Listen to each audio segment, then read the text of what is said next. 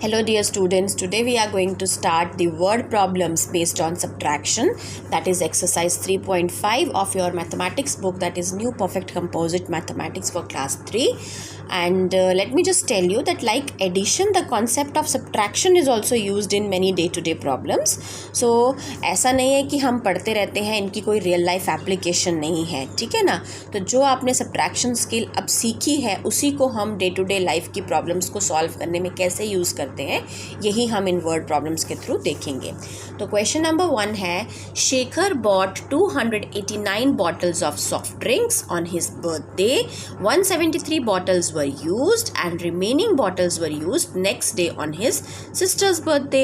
How many bottles were used on his sister's birthday and write the number sentence. Now question में क्या given है कि शेखर ने soft drink bottles लाई, कितनी लाई 289, उसमें से उसके अपने बर्थडे पे कितनी यूज़ हुई 173, और जो बच गई, अब जो बच गई जो रिमेनिंग है वो हम कैसे निकालेंगे, माइनस करके, क्योंकि रिमेनिंग वर्ड से ही हमें पता चलता है that we have to subtract.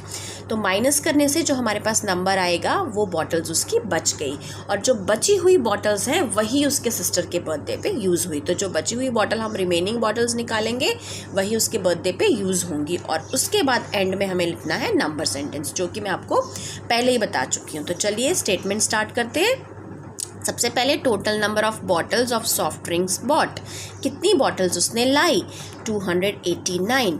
Then bottles of soft drinks used on Shekhar's birthday, कितनी बॉटल्स सॉफ्ट ड्रिंक की जो थी उसके बर्थडे पे यूज़ हुई 173। देन देयरफॉर, ये साइन ऑफ देयरफॉर है 3 डॉट्स ट्रायंगल फॉर्म में जो हम मैथ्स में यूज़ करते हैं।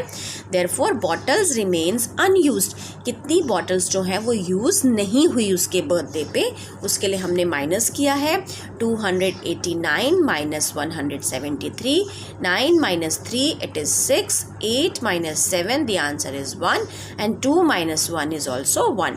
सो 116 बॉटल्स जो हैं वो उसकी जो थी वो अनयूज्ड रही। अनयूज्ड मतलब जो बच गई उसके बर्थडे पे। सो वही जो उसकी बची हुई बॉटल्स थी वही यूज़ हुई उसके सिस्टर के बर्थडे पे। इसका मतलब 116 bottles were used on his sisters birthday. अब यहाँ पे बॉटल्स रिमेन्ड अनयूज्ड आपने लिखा है, ठीक है। तो जो अनयूज्ड थी वही उसके सिस्टर के बर्थडे पे यूज़ हुई। तो क्वेश्चन यहाँ तक फिनिश हुआ। इसके बाद हमें लिखना है नंबर सेंटेंस। नंबर सेंटेंस कैसे लिखते हैं, जैसे आपने वहाँ प्लस किया ना, तो वही 2 नंबर्स आपने यहाँ लिखने हैं और उसका आंसर लिख देना है इस तरह से हॉरिजॉन्टल फॉर्म में। वहाँ हमने कॉलम फॉर्म में लिखा था, देखो 289 प्लस 173 इज इक्वल टू 116, ठीक है। तो bottles bought, then bottles used on his birthday, subtract करके हमारे पास रिमेनिंग बॉटल्स आएंगी, ठीक है, और वही बॉटल्स उसके सिस्टर के बर्थडे पे हमने यूज़ की। चलिए क्वेश्चन नंबर 2 देखते हैं। My mother baked 537 biscuits for the school fate, 185 were not sold, how many biscuits were sold. देखो अब जैसे आपके स्कूल में भी या कहीं पे आपने देखा होगा कि फेट वगैरह होता है, कई बार मेला वगैरह आप देखते हो जहाँ पे आपने अपने घर से लाई हुई चीज़ें, बनाकर लाई हुई चीज़ें आपने वहाँ पे प्रेजेंट करनी होती हैं, डिस्प्ले करनी होती है। तो इसी तरह से कोई बच्चा है, उसकी मम्मा ने बेक किए, कितने बिस्किट्स बेक किए 537, और उसमें से उसके स्कूल में कितने जो थे वो सोल्ड नहीं हुए, जो उसके नहीं बिके उस फेट में, वो थे 185। तो टोटल भी हमें पता है, जितने नहीं सोल्ड हुए वो भी हमें पता है, तो माइनस करके हमें पता चल जाएगा कि सोल्ड कितने हुए। सो how many biscuits were sold, वही हमें निकालना है। तो हम क्या करेंगे, पहले हम लिखेंगे बिस्किट्स बेक्ड यानी टोटल बिस्किट्स, फिर बिस्किट्स नॉट सोल्ड यानी बिस्किट्स जो नहीं बिके 185 वो लिखेंगे, और फिर देयरफॉर बिस्किट्स सोल्ड कि बिस्किट्स उसके बिके कितने हम वो लिखेंगे। उसके लिए हमें माइनस करना पड़ेगा 537 माइनस 185। तो कैसे माइनस करेंगे, 7 माइनस 5 द आंसर इज़ 2। अब हम 8 को 3 में से माइनस नहीं कर सकते, इसलिए हमें बोरो लेना पड़ेगा। हमने इस 5 से बोरो लिया, ये 4 बन गया, और ये जो 3 है ये 3 13 बन गया, 13 tens. So 13 minus 8 the answer is 5 and 4 minus 1 the answer is 3। It means जो 352 बिस्किट्स बिस्किट्स थे दे were sold.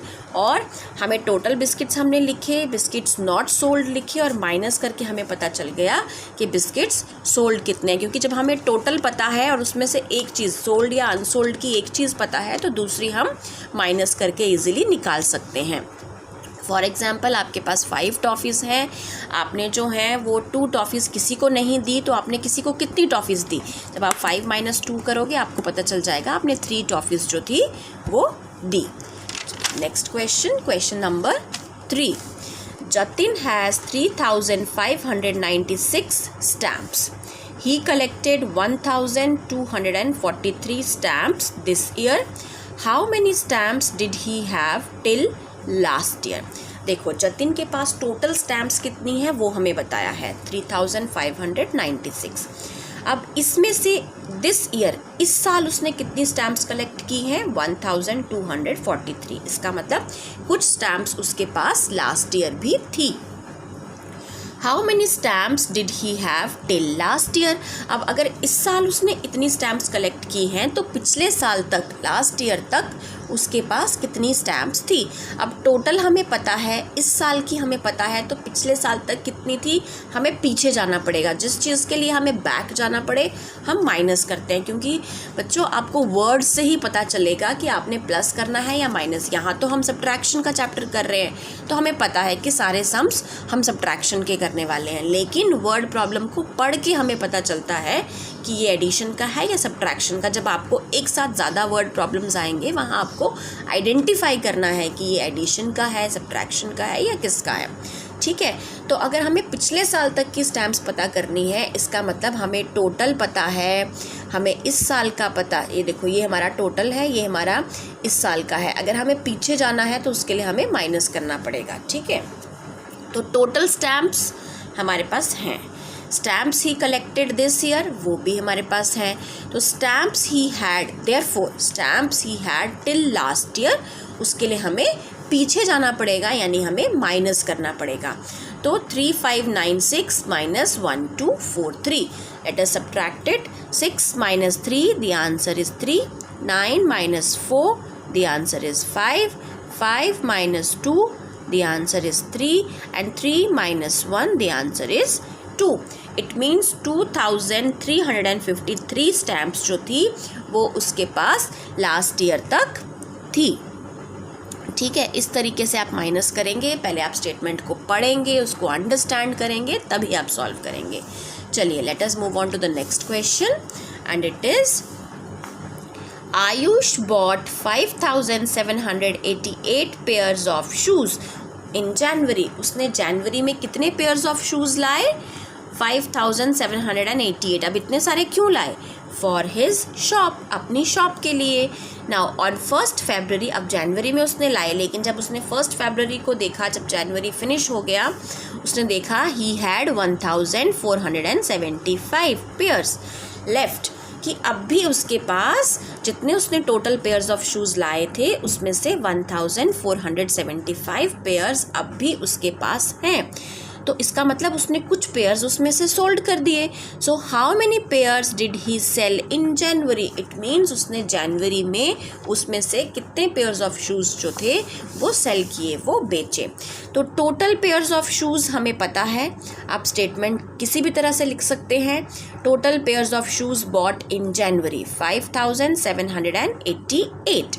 Then pairs of shoes left unsold on 1 February, आप लिख सकते हैं pairs of shoes left, that is 1475। Therefore, ये है आपका sign therefore का। Therefore pairs of shoes sold, उसके शूज़ बिके कितने? जब आपको टोटल पता है, कितने बच गए वो पता है, तो कितने उसमें से किसी को बेचे वो हम इजीली निकाल सकते हैं। लाइक हम इसको कॉलम फॉर्म में लिखते हैं और सब्ट्रैक्ट करते हैं। 5788 - 1475, let us subtract it. 8 - 5 the answer is 3, 8 - 7 the answer is 1, 7 - 4 it is 3 and 5 - 1 it is 4. So 4313 pairs of shoes. इतने पेयर्स जो थे वो उसने जनवरी में बेच दिए। ठीक है, जब भी आपको टोटल पता है और उसमें से एक चीज़ पता है तो हमेशा आप सब्ट्रैक्ट करेंगे। और वैसे भी फरवरी में वो आके देख रहा है और जनवरी में जब हमें पता करना है, इसका मतलब हमें फरवरी से वापस जनवरी में जाना है, so we need to subtract. Now the last question for today, it is Vicky and Ritu collected a total of 451 coins। अब किसी को coins collection का इंटरेस्ट होता है, किसी को स्टैम्प्स कलेक्शन में होता है, तो विकी और रितु जो है वो स्टैम्प्स कलेक्ट करते हैं और उनके पास 451 coins हैं, ये coins कलेक्ट करते हैं। Ritu alone collected 285 coins. इसमें से ये तो दोनों के कंबाइंड है, लेकिन इसमें से रितु के कॉइन्स इतने हैं। ठीक है, how many coins did Vicky collect. अब आपको टोटल कॉइन्स पता है, आपको रितु के कॉइन्स पता है, तो आप विकी के कॉइन्स तो इजीली निकाल सकते हो। मैंने कहा ना, अगर आपको टोटल पता है और उसमें से एक चीज़ पता है तो सब्ट्रैक्ट करके आप दूसरी चीज़ निकालेंगे। ठीक है, तो coins collected by Vicky and Ritu means total coins इतने हैं। कॉइन्स कलेक्टेड बाय रितु, सिर्फ रितु के इतने कॉइन्स हैं। Therefore coins collected by Vicky, अब टोटल भी है, रितु के कॉइन्स भी हैं, तो हम माइनस करेंगे और विकी के कॉइन्स निकालेंगे।